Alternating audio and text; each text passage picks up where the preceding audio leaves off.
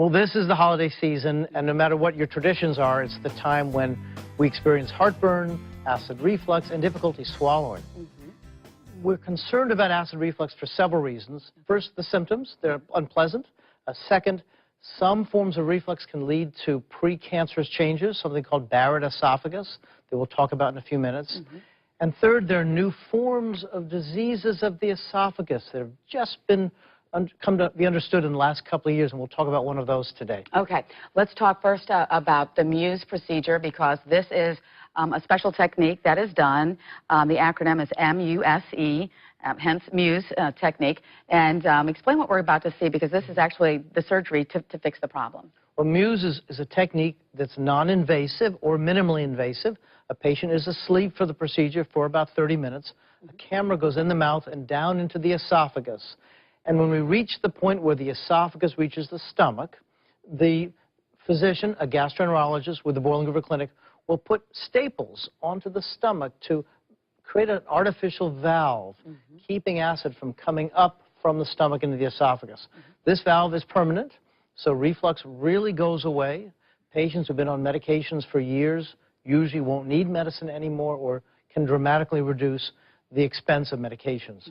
You're talking about, when you speak about the medications, I guess the proton pump inhibitors? The most commonly used are the proton pump inhibitors, medicines like omeprazole, lansoprazole, Prevacid, pantoprazole, Nexium, these sorts of medicines. Which now are pretty much over the counter for what used to be, people needed a prescription to be able to get that. Some are over the counter, but the patients who need Muse are people who are really quite sick with near daily heartburn, requiring prescription strength medications, and they find Muse can eliminate the need for medications in most situations with a 30-minute procedure that is quite safe and minimally invasive.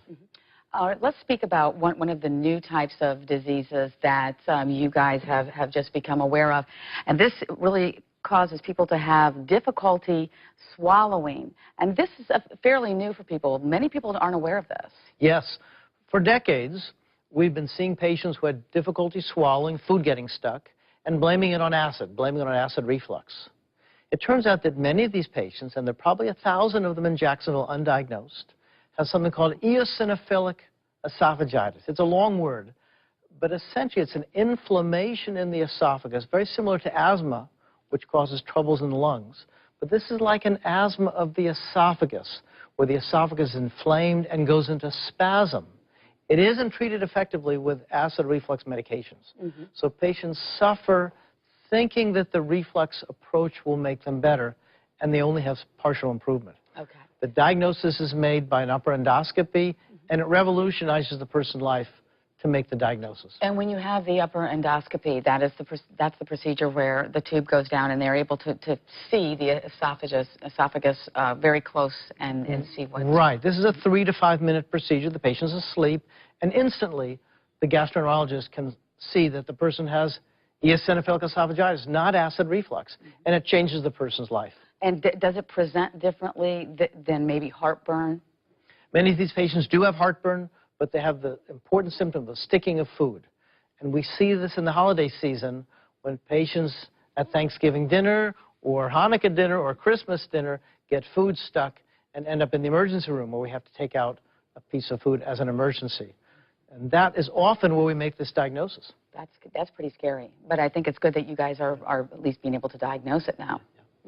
Any type of foods that, I guess not with the sticking of the food in that particular disease, but in general heartburn around the holidays that we need to be aware of? I know there's certain things like peppermint and caffeine. Smoking nicotine can cause problems as well. Right. The issue is the valve at the bottom of the esophagus. We call it the lower esophageal valve. And certain foods tend to open up the valve, make it more likely that the acid will come up. And those are foods such as tomato products, garlic, onions, most predominantly, also alcohol. And the worst of those is red wine. So these are the foods we want to avoid late at night and probably use only in moderation. You know, I guess what causes the problem with this, if left undiagnosed, is the constant of the stomach acids, which are burning, constantly going up and down the esophagus and causing the reflux or the regurgitation that over time can cause your esophagus to become cancerous. Yes. The most rapidly increasing cancer in America is cancer of the lower esophagus. And it begins with acid reflux for years and years that develops this abnormal healing called Barrett esophagus. And so patients who've had acid reflux on a regular basis should undergo endoscopy at least once in their life to know whether they have Barrett esophagus. And you guys are fully equipped That's to be what we able to do. handle this. Yeah. Okay. We are out of time, and we appreciate you coming in so much. Some very valuable information. Thank you. You're very inspiring. Well, listen, you're going to come back, right? I'd love to. Sure.